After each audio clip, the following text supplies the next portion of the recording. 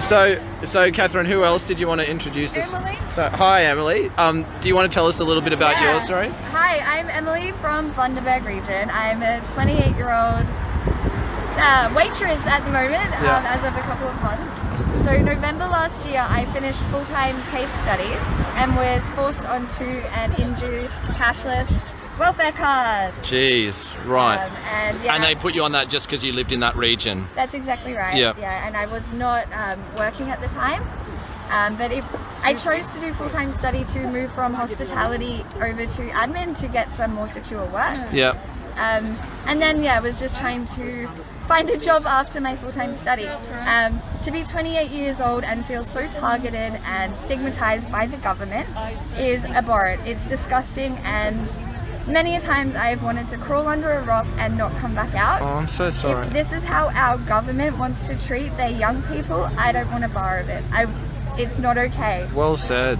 Thank you. So what have your experiences been on the card? How has it impacted your life?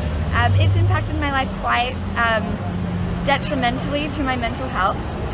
There was a time, so I have had many issues with trying to get my rent paid through Inju. Mm-hmm. I pay fortnightly rent, as most people do, on a payment, and through technical difficulties, through human error, multiple reasons, I have had my rent refused to be paid. I have had extreme amounts of, every time my rent is late, I get charged $17 late fees. Far out, that you then have to pay because Inju paid the rent late. That's exactly right. That's ridiculous. On $40 a day of income, how can I afford $17 a day of late fees on my rent? Is it so far out? So obviously your landlords are getting up you as well about this? Or? I'm very fortunate, as I've had my housemates take the brunt of that. Jeez. I could not afford it. Yeah.